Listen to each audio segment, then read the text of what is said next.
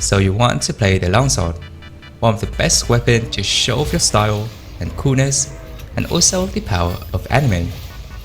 Well, I got you, because in this video, I'll show you guys how I play the Longsword and also some tips for those of you who are completely new to the Longsword, since all of the stuff I'm about to share is only about the basics and the advanced stuff will probably be in a different video. But even if you only use like the basic of the Longsword, it is still super effective for your hunt. So let's get right into it, shall we? Okay, step 1. Build up your gauge. There will be 3 levels to build up, which will indicate through white, yellow and red. Red is the max level and you can't go any further after that. So building up to red gauge is the ultimate goal when playing the Longsword. So there will be 4 ways to build up your gauge. The first and most common way to build up your gauge is to hit the monster, and then you will slowly see your gauge build up right there, right? Once the gauge is built up, you will use R2 or right trigger on the Xbox controller, like so. Press it all the way, and if you don't have enough gauge just right there, you can't build up your gauge to the next level. So the goal is to, once your gauge is about almost full, try to use R2 right away. Just keep pressing through it. Once it's over, like that, your gauge is now to white. So usually, instead of just like hitting triangle or circle and stuff to build up your gauge right, I usually like to do this, and you can build up the gauge like super quick. Okay, so the gauge is empty, right? 1 triangle and then fade slash, that's it. Triangle and then triangle plus circle. Because every time you use the spirit blade after the fade slash, you can skip like a few actions to build up your gauge faster. You see that? I can skip like from, let's see this again. So usually you will have to go through like 1, 2, 3 and then 4 to build up your gauge, right? But now, if you use the fade slash, overhead, fade slash and then spirit again, you can skip right to 3. This is how I usually build up my gauge: overhead slash and fade slash right into spirit blade, and then you can build up your gauge. Okay, the second way to build up your gauge, and this is actually new in Monster Hunter Wilds, is just super convenient. All you have to do is hold down R2 like this. Spirit charge. Once you get into this form, you can release R2 or right trigger. Boom, right to the next level. Super convenient, but during the fight you will not have much opening to do this, so I don't really usually do this. There will be an exception that you can do right from the start, and I will show you later during the fight. Okay, the third way to build your Longsword level is to use the focus attack, which is also new to Monster Hunter Wilds. So you will probably know this by using the other weapons, and usually you will hold down L2 or the left trigger and press R1 like this to get into the focus strike. After that's done, you will build up your gauge right away. If you hit more than 2 wounds, just like I just did, you will build up 2 levels. So for example, white to red right away. Also, the focus attack of the Longsword, you can redirect it like to the left, back or forward like this. So if I hit left, it will have this animation. So depending on where you are standing and depending on the monster as well, you will sometimes need to reposition yourself, and you can do it with either left, right or backward or forward as well. So I will try to backward this time. It will have this animation like that. Let's try the forward. The forward will be like this. Let's try out the right position. We'll have like this, okay? And if I don't do anything, it will be like this. This, I'm not doing anything. It will be the same to the forward, okay? Finally, the last way to build up your longsword, and also the main mechanics of the longsword, is the counter. I'm pretty sure you have seen this in like many of the speedrun already. Usually you will have foresight slash, that is swamp the counter, and the EI spirit slash.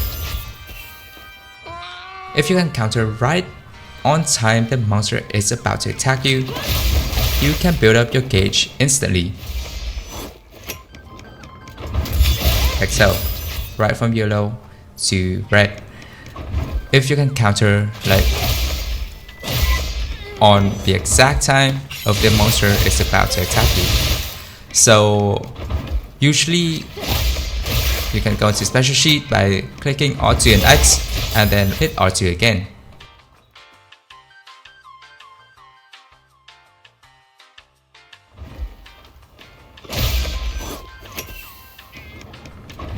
Like so. The other way to counter is the foresight slash, which is by pressing R2 and circle. Like this. Right by the time the monster is about to attack you, R2 and circle like that. I missed that. Let's do this again. R2 and circle like that. You could know that you have a successful counter by hearing that sound. Like that. However, the foresight slash only works when you have a little bit of your meter gauge. So for example, if I don't have any gauge left, let's empty out my gauge. Okay, so currently I don't have any gauge, right? So even if I counter on time, I can't build my gauge. So basically, the foresight slash, R2 and circle, or right trigger and B only works when you have a bit of your gauge. When you have your gauge, even a little, you can execute it and build up your level. So what happens now when your sword is to red level? So you have your red gauge now, right? And this only happens when you have red gauge. Red gauge now opens up crimson slash like this, because usually when you don't have your red gauge, so you are currently at white or yellow, right? If I press triangle, it is just an overhead slash, and then this. So the fighting style of longsword now is to build up the red gauge and opens up a crimson slash, which is by pressing triangle, right? So now all you have to do is press triangle once and then R2, triangle once, R2, and then repeat, and then just keep on doing so. Super simple. Just do this when you have like a lot of opening, okay? You don't want to get hit by the monster. Or just do it, and then when the monster is about to hit you, just roll away. You can roll away once the animation of a move is finished. You can turn on the focus mode, so your character will focus on one spot of the monster, like so.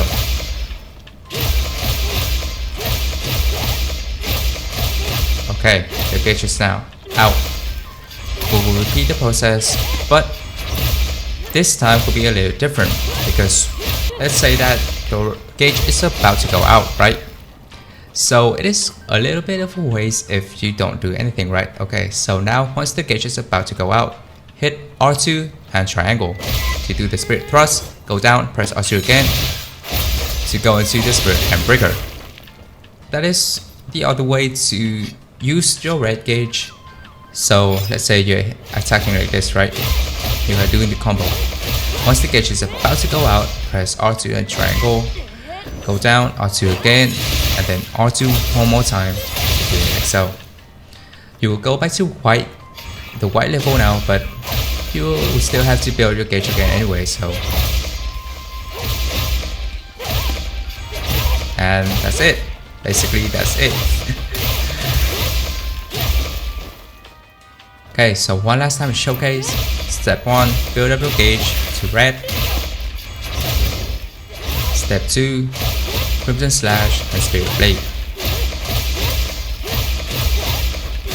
Step 3, once the gauge is about to go out, press R2 and triangle, and R2 again, and R2 the second time. That's it. So that is basically all of the basic stuff and the simplest way to play the Longsword in Monster Hunter Wilds. And the other advanced stuff, I guess I will have to explain it on a different video, because the advanced stuff will further use the counter mechanics of the Longsword and further use the Spirit Charge to build up a gauge and other stuff.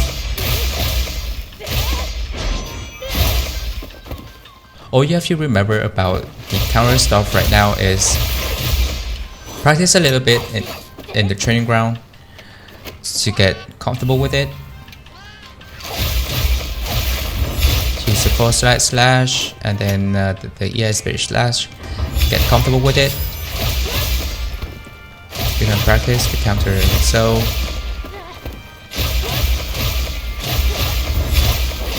Just practice your counter stuff, and then all you have to remember is that build your gauge, do the combo, and then use the Spirit Handbreaker, and then repeat. That's it. So now let's get into a fight, shall we? And Chupacabra, I choose you. Chupacabra is like the best monster to practice your weapon at first.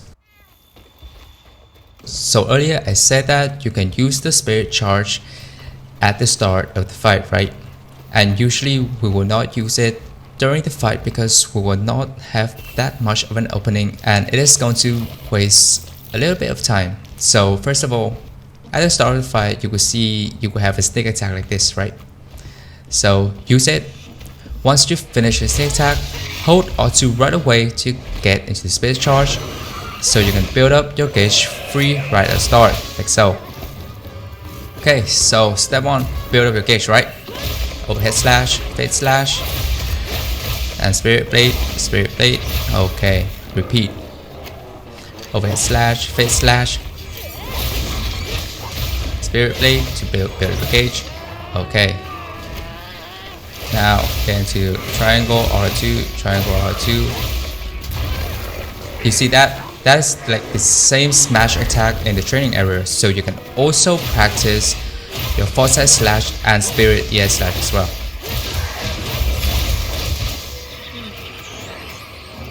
So the counter mechanics of the longsword really depends on your feelings, right? Once you feel that the monster is about to attack you, just use foresight slash like so, or just simply roll out the way. Okay, so keep on doing the combo, foresight slash, and then once the gauge is about to go out, okay, I messed up. Anyway, let's hit the wound. So we're gonna build up gauge, continue attacking, crimson slash, spirit blade, crimson slash, spirit blade, and then you can also use the spirit thrust right away if you have like a lot of openings to build up the gauge later, like using the wound and stuff, like so.